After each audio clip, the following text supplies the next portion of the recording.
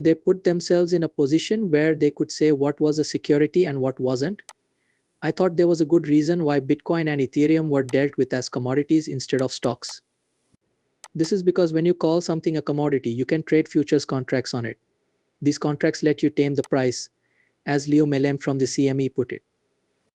As of right now, the reason Bitcoin hasn't responded the way people thought it would after halving is that big players are shorting futures and buying the actual ETF.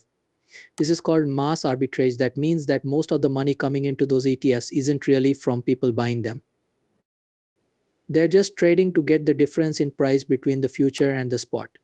Hello crypto family. That was Mark Yusko telling you how the Bitcoin ETFs are being hacked, which is why Bitcoin's price may be going down right now.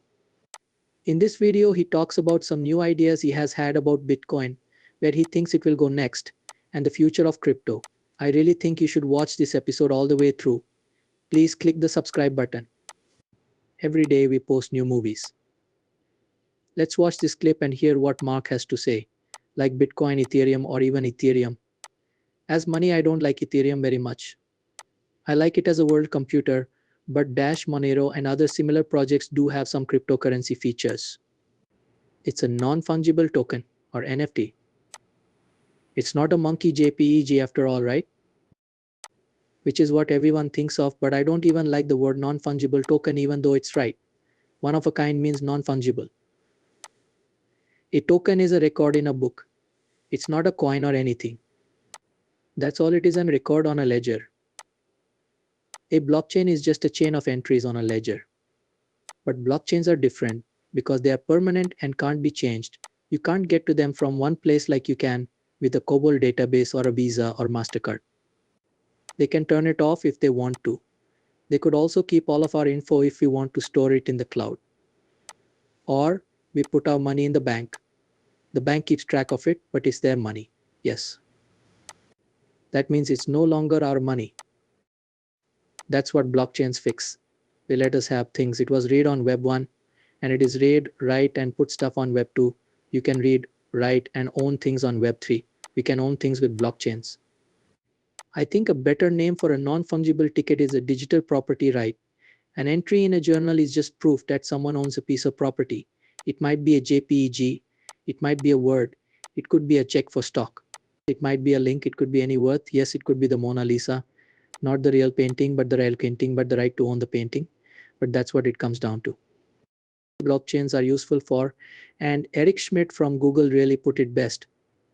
Not only did Satoshi Nakamoto create Bitcoin, but he also made it possible for people to make their own digital assets.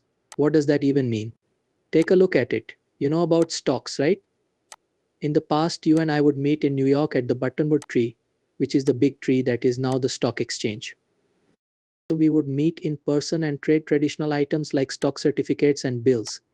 We had to be close to each other in order to do this. For real, those guys in top hats would steal our stuff. If you've seen gangs in New York on the way to the Buttonwood tree, that's who they were.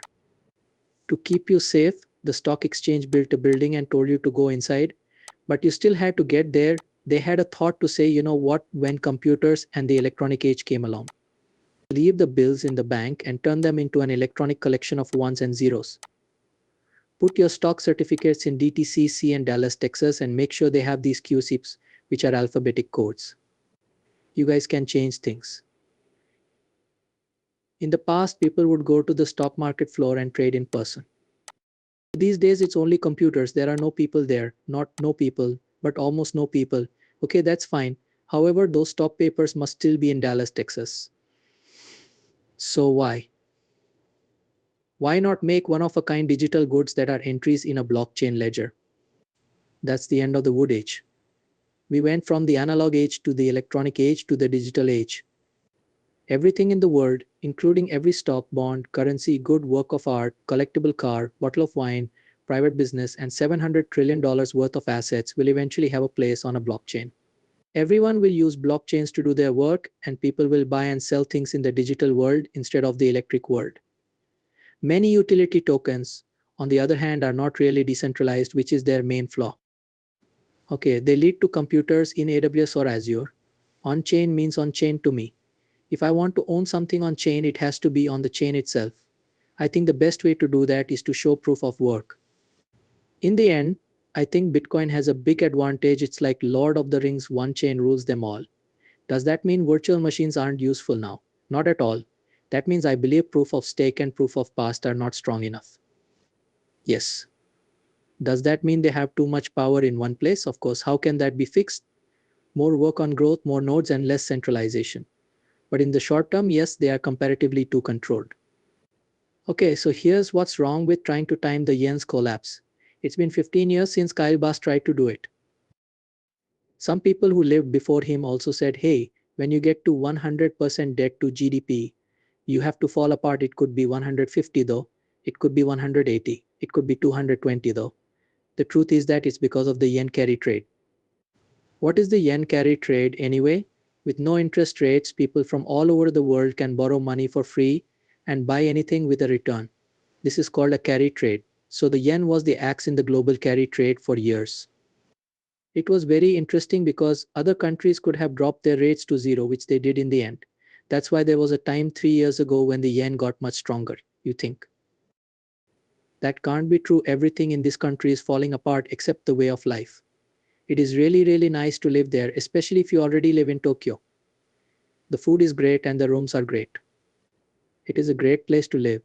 But to cut a long story short, once the Fed went back to punishing. Well, punishing everyone by raising rates, or I should say, not punishing savings. Because if you go to zero, you punish people who save money and take their money to give to rich people, since they borrow everything.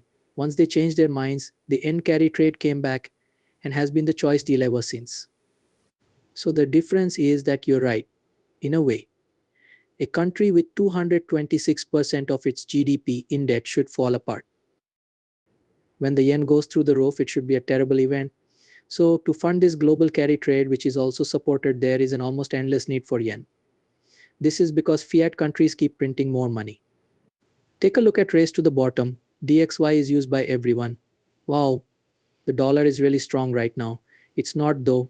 It's not as bad as the yen or the euro though. From the point of view of the scope and B, it's not very strong. Because of the way people live, this world race to the bottom will always happen. Foresight is based on numbers. People aged 65 to 85 don't spend a lot. They save money and like having a steady income. So what we saw was Japan first, then Europe, then the US.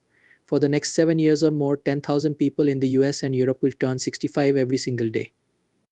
And things will keep going that way. Take a look at Japan 11 years ago to see what will happen in the US and Europe.